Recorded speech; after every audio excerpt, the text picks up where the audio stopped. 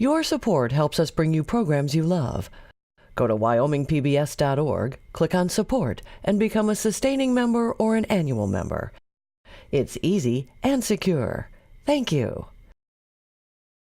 For those of us who are lifetime St. Louis Cardinals baseball fans, and really baseball fans in general, baseball memorabilia is a shot to center field. We'll meet Wyoming's Tony Panarisi and tour his baseball museum. And I'll wear a 1943 St. Louis Cardinals baseball hat. Next on Wyoming Chronicle.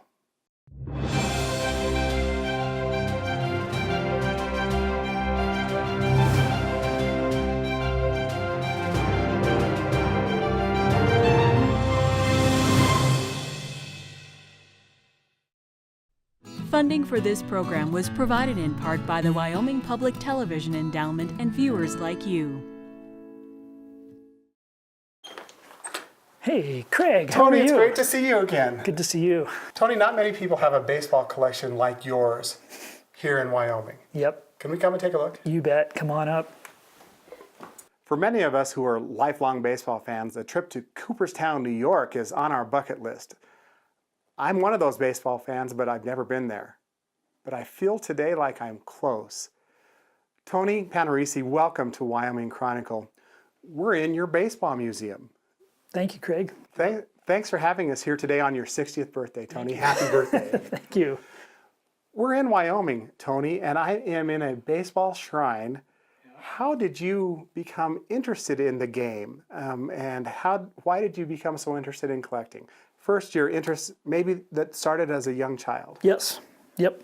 I was probably 10 years old when I got excited about baseball. Went to my first game at Dodger Stadium. Kind of fell in love with the game ever since. I remember my nights. I'm a lifelong St. Louis Cardinals fan, and that is because of my father. He too took me to my first baseball game at Busch Stadium. He was stationed near there at Scott Air Force Base. You have many Cardinals fans hats, including this one, which was only worn for 1 year in 1943. And this is just a tiny sliver of what you have here in the museum here. You became a lifelong Dodgers fan. Yep. How did that happen? Just growing up near Dodger Stadium. When I was born, the Dodgers still had 2 months left in Brooklyn. And so all my conscious life, the Dodgers have been there, and Vin Scully has been the voice of the Dodgers up until this year. So he's kind of the only voice I knew for quite a while, and he was my hero. So was it listening to Vin Scully and the stories that he would tell? I remember trying my best to listen to the Cardinals play on KMOX, and I could only get maybe some West Coast games where I could hear more than just maybe the last inning or so.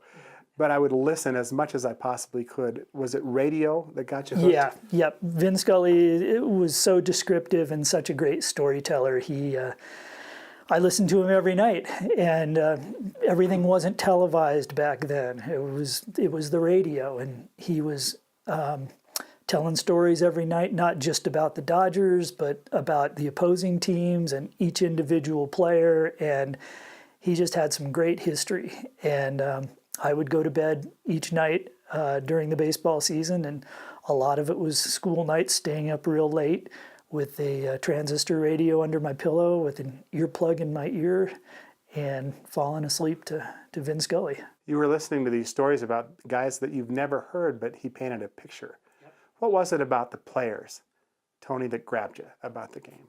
Well, when you do hear stories about these players, and back then you didn't have every night on TV. It was Saturday mornings watching Game of the Week, and that was the only time you really saw your heroes. And then there was baseball cards.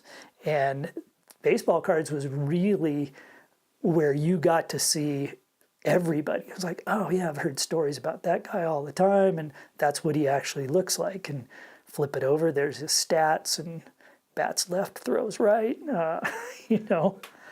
But there had to have been a time when your love for the game, did collecting things allow you to maybe have a touch of the game maybe that you couldn't have had otherwise. Yeah, yeah. And the more well, first of all, everything that you have has a story connected to it. And the more you learn, and nowadays with the internet, you can go back and look up a lot of things and get a lot more back history on different things too. So, what were your first collections? What was part of your first collections? Was it baseball cards?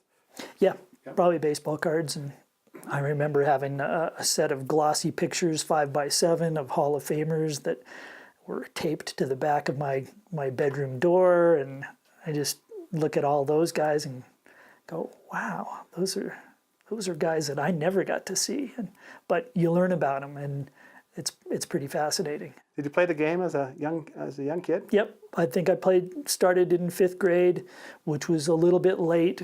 All my buddies were playing for a couple of years by then, and I was kind of a slow starter, and I struck out every time I came to the plate. And you go back into the dugout, and you just kind of want to cry, and you can't do that in front of your teammates, but you get better from that. So you progressed, you got older, you graduated from high school, but you still maintained a love for the game. And I think the irony here is that there aren't many places in the country that are farther removed from a major league stadium than where you live here today. How do you keep that connection going? MajorLeagueBaseball.com, the internet. There's a lot of good stories, and I can watch the Dodgers every night. And if they have an off day, I watch the Giants, and which seems like it's not the right thing to do. At least not this year. Right. But they've had success. We're going to tour the museum here in just a little bit, Tony. But some people looking at your hat may not recognize that's a Giants hat. That's it's not a Giants Mets hat. No, this is the 1957 Giants back in New York, and they moved in 58. My thing is baseball history, and I've got a collection of, probably 30-something vintage hats, and a lot of teams that don't even exist anymore. And it's a lot of fun. You and I met last fall. And when you brought me upstairs, it was I think it was right after Fidel Castro died. And you said, look at this. And we'll show our viewers it in just a minute, but you had a Fidel Castro signed baseball and a baseball card of Fidel Castro. Yep. Yeah, tell us that story as we get prepared to take a tour of your museum. All right. I was talking with a friend. She is a friend of Fidel Castro's, and I've known her for quite a while, and was telling her that, it's kind of a mythical thing, not quite fact, not quite fiction, somewhere in between, that Fidel Castro was a pitching prospect in the Cincinnati Reds organization. And I said, I really don't know if that's true or not, but wouldn't that be cool to get his autograph on a baseball? And she says, I'm going to see him in September. Give me a ball. So she comes back and shows up for Thanksgiving, reaches in her pocket, tosses me a ball. There you go. Great. How great. There's so many things that collectors, wish to have. Anything on your bucket list, maybe an item or two that you'd love to get? Yeah, but it's not possible. What is it? It's an autographed ball by Babe Ruth that was given to President Hoover's granddaughter. And my friend is President Hoover's great-granddaughter. And when they cleared out the house that they stored all presents to the president, there was this ball in a kitchen drawer signed by Babe Ruth. And it said, "To Peg, best wishes, Babe Ruth." And it was signed on 4th of July, 1920. And it's in perfect condition. Do you still collect today, though? I do. And there's always something out there. I don't spend a whole lot of money on it. I'm not into selling stuff for high dollars. That's against the way I believe. It's all about the emotional value of what this item has for you. But there's things out there that's dirt cheap. I buy books for $2 a piece. You've got one of the great baseball libraries I've ever seen. Thank you. I like it too, and I got to get reading. And I'll bet you've read plenty of those books. Yeah. Tony, we're going to break from our little chit chat right here. Okay. Would you give us a tour of the different things you love in your baseball museum? Sure. It's certainly been a pleasure to get to know you, Tony, and I can't wait to hear the stories you're about to tell us. That's great. Let's do it. Yeah, Craig, this is a chair I picked up in Cooperstown. This is the one we did the interview in. And this came from Memorial Stadium in Baltimore. And as you can see, it has many coats of paint on it, and it used to be a lot of different colors. But yeah, I made a trade in Cooperstown and came home with a souvenir. This is a ear of corn from Field of Dreams, and that came from center field where the ghosts live. And we went out to Dyersville, Iowa, and went to where they filmed Field of Dreams and asked permission to get corn from the cornfield, and she said, take whatever you want. So I got a few ears and passed them out to a few baseball friends of mine. So this is something that my wife made me. She asked me, I think this was a birthday present or a Christmas present, and she asked me, who are your favorite players by position? And it wasn't who are the best players, it's who your favorite players were. So I gave her by position. I got Stan Musial at first base and Jackie Robinson at second base, Maury Wills at short, and Brooks Robinson at third, Ted Williams in left, Willie Mays in center, Hank Aaron in right, and Johnny Roseborough catching and Sandy Koufax pitching. And that was my favorite team, but she is very talented, and she can make just about anything special. So what else do we have here? I decided I wanted to carve something, and I never really did much carving, and so I glued up a bunch of mahogany and made up some calipers and took measurements of myself here, and ended up coming up with a Brooklyn Dodger hat on a guy. What else do we have? These are felt squares that came in cigarette packages. These are from 1914, and the idea was to collect a bunch of them, and you sew them all up and you make a patchwork quilt out of them. This is a ball signed by Juan Marichal, great pitcher in the 60s and 70s for the San Francisco Giants. Yeah, where did I get this bat? I got this bat at spring training. It was the Dodgers' last year in Vero Beach, and I was the only one in the stadium, and there was Lorenzo Bundy was out there on the field all by himself, and I asked him, I said, hey, coach, that bat that's sitting in the trash can, could I have that? He goes, sure. He was a very nice guy, and he came over and gave me this bat. These balls here, a lot were given to me.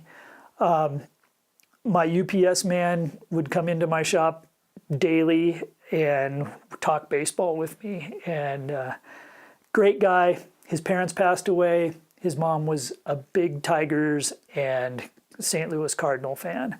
And here I have signed balls by all the St. Louis Cardinals. Here, some Detroit Tigers. Here's Rocky Colavito on that one. And Bob Gibson is right here. This one was also from him. There's an American League ball and a National League ball. Here's Tommy Davis, and here's the poet Billy Collins, and he signed it Billy Collins, shortstop. I've got different leagues of balls. Here's one from spring training. Here's the Pioneer League, the California League, Arizona Fall League, the Mexican League, a couple of colleges. And here's a ball by Mickey Mantle.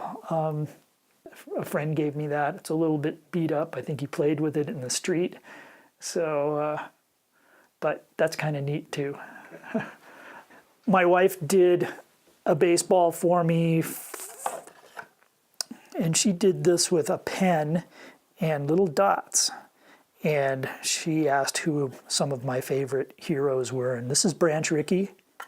Here's Roberto Clemente, Jackie Robinson, and Hank Aaron.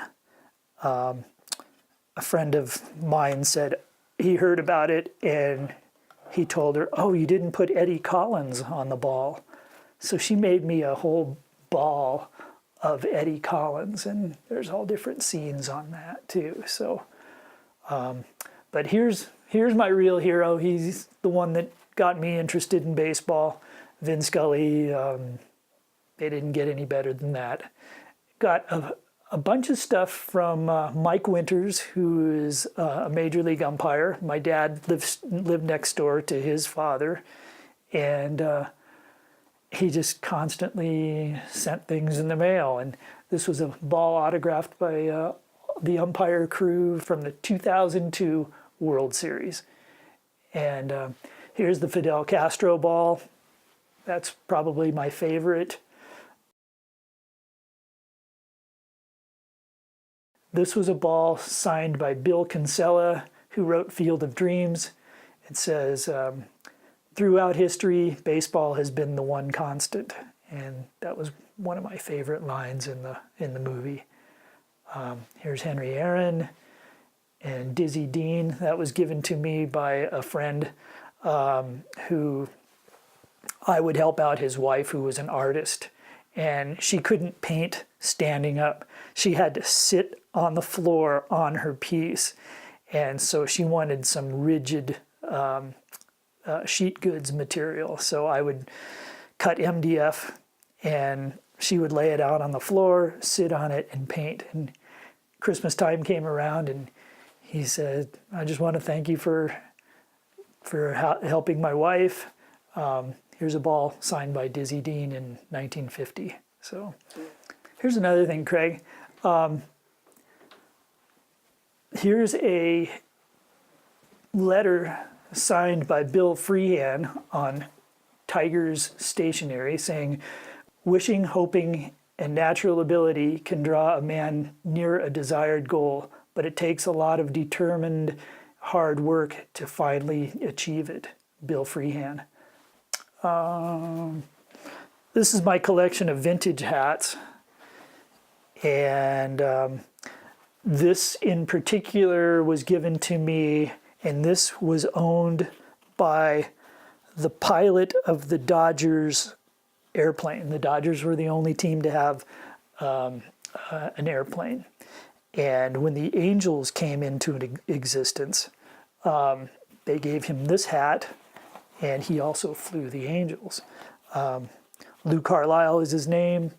I talked to a friend of mine, Wes Parker of the Dodgers, and asked him about Lou Carlisle. And Wes said he couldn't have been a finer person. He said he was a great guy, a great pilot, and his wife was the stewardess on the plane. And this was Lou Carlisle's hat. Next to my Henry Aaron jersey, I have a showcase that used to house router bits, and now it houses baseball cards. Always kind of wanted to know off the top of my head what a certain year looked like, and it started with the Bowman cards, 1951, and goes to 1955. Topps came into existence in 1953, and it works its way down to the 60s, all the way up to 1982, and that's what each card looked like, which was kind of a big thing to me when I was a kid. If you can see this card up here, it's actually a ticket stub to Dodger Stadium from when I was a kid, and this one was Saturday, April 22nd, 1972, and they played the Padres. But these were really great seats. The price was $3.50 for the best seats in the house. And actually the most expensive seats were the club level, and they were $5.50, which is very different than they are now. I can't even imagine what they cost. This is a jersey. This is an Ernie Banks jersey. Ernie was one of my favorites. Oh, this is a replica ring of the World Championship Los Angeles Dodgers. Yeah, this is my book collection. All of it is baseball. These are some interesting books. This is a whole book of uniforms, and it's kind of chronological. Here, let's go to the Yankees since they have a storied history.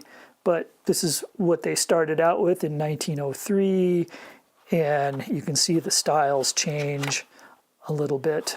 And the Yankees didn't change their uniforms a whole lot, but each team has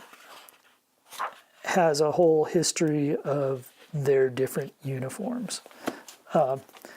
This is a book also on numbers, uniform numbers, and it's a great one where you can look up any player and it will tell you the number that he wore. And it's great for trivia games. Here's a book on the Negro Leagues. This is a biographical book on the Negro Leagues. There's a lot of players that you've never heard before, and their stats are not chronicled as near as well as Major League Baseball, but it gives you a good idea of who was who in the Negro Leagues, and it was a big deal back then. This is a biographical book on baseball. It's all alphabetized, and here's Rod Carew, and it'll give you a page or a page and a half on Rod Carew, and everybody that's anybody is in this book.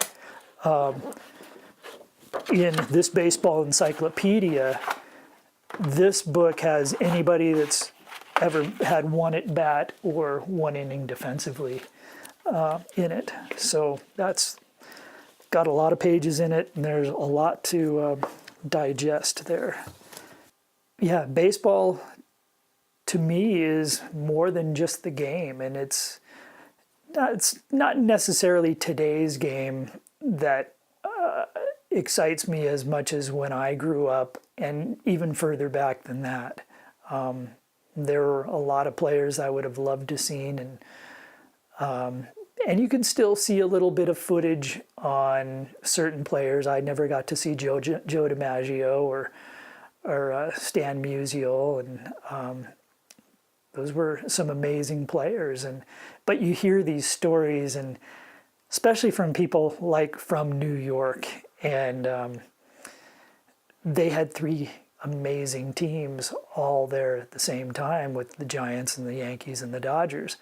And each year, one of those teams were in the World Series. And it must have been a fascinating time to be in New York. Doris Kearns Goodwin has a great book called Wait Till Next Year. And that whole book is about her growing up and being a Dodger fan, and the butcher down the street was a Giants fan, and everybody in that neighborhood had their favorite team, and there was bantering going on all the time, and but they say that you could walk down the street and everybody had their radio on, and you'd never miss a beat. You could hear that whole game and just be walking down the street, and but those were different times back then, and things are different. Not to say one's better than another either, but it's interesting that there is this variety, and we do see a different game now, but essentially it's the same. And the neat thing about baseball is the way it's designed. The bases are perfectly the distance of the bases are perfectly measured. The amount of time a ground ball goes to a shortstop and gets to first base is a close play most of the time. Stealing second base, it's close every time. I mean, the dimensions are amazing how all the dynamics work. So today is my 60th birthday, and 4 years ago, my wife gave me a round-trip ticket to Cooperstown for my birthday, and it was probably the best present that I ever got. And I went by myself, and you fly into Albany, and that's an hour and a half away, and had someone pick me up and take me to Cooperstown, and it was a lot of fun. The museum was fantastic, but the whole town was just like mini museums, and there was just a lot to look at and contemplate. It was just an amazing place to be.